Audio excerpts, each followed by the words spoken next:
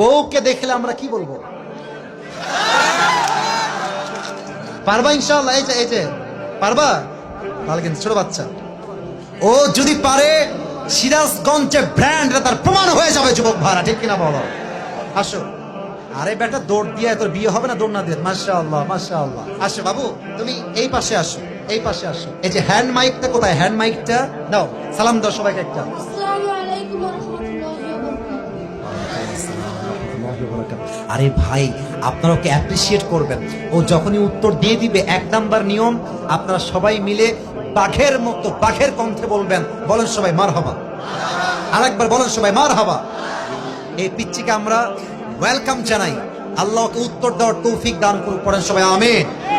ওকে আমি খুব সহজ ভাবে প্রশ্ন করবো, আশা রাখবো সে পারবে। বলো তো, আমার নবীর গায়ের চামড়ার রং কেমন ছিল? পারবে?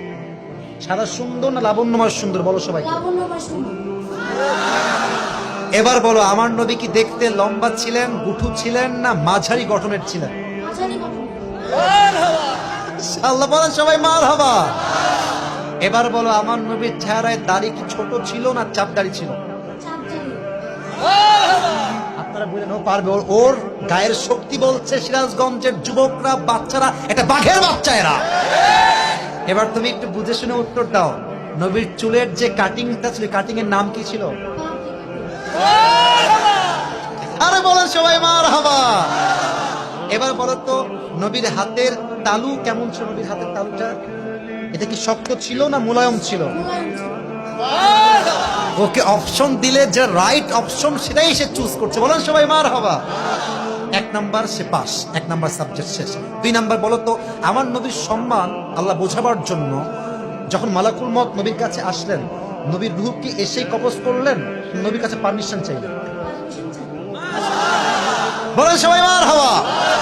আচ্ছা বলো তো, নবীর আদর্শের ক্ষেত্রে নবী বাবা হিসেবে যখন ফাতেমাকে বিয়ে দিবেন, ফাতেমার কাছে এসে, এটা ওর জন্য বোঝা একটু কষ্টকর, তাই বোঝাবার স্বার্থে সহজ করছি।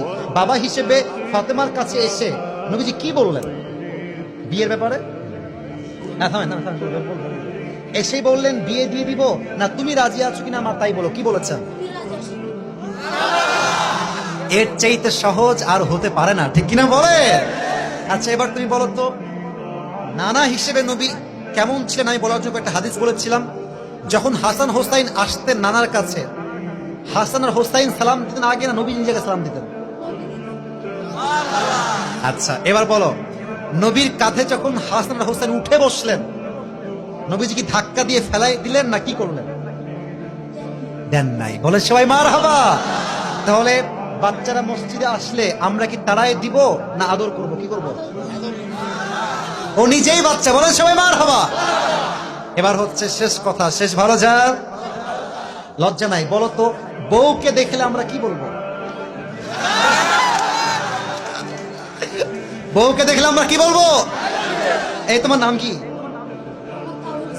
তাওহীদ ইসলাম। ইসলামের একত্ববাদ যে প্রমাণ করে, সে প্রমাণ করেছে আগামী দিনে ইসলামের জন্য এই কাজ করবে, ঠিক কিনা বলে?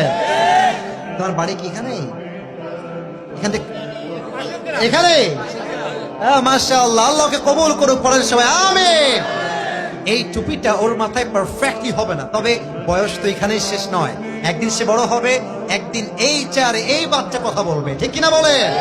আল্লাহ তাওহীদ ইসলামকে। আরে ভাই, সিরাজগঞ্জের মানুষ যে আগেই বলেছিলাম সাহসী, ও কথা যখন বলেছে ওর মাঝে আমি সামান্য কোনো ভয় দেখতে পারি নাই, ঠিক কিনা বলে? আল্লাহকে ইসলামের সৈনিক হিসেবে কবুল এবং মঞ্জুর করুক, পড়েন সবাই আমিন। আমি টুপি যখন পরাবো, একজন বাঘের বাচ্চা যুবক দাঁড়িয়ে টুপি পরানোর সময় তাকবীর দিবেন।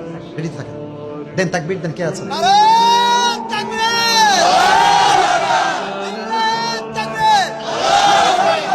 ওকে সুন্দর লাগছে না মাসটা দেখতে? আল্লাহ তাওহীদকে কবুল করুক, পড়েন সবাই আমিন। আল্লাহর মাকে, বাবাকে, পুরো পরিবারকে ইসলামের জন্য কবুল এবং মঞ্জুর করুক, পড়েন সবাই আমিন। তাওহীদ, তুমি ওখানেই বসে পড়ো, স্যারের পাশেই বসে পড়ো। মাশাআল্লাহ।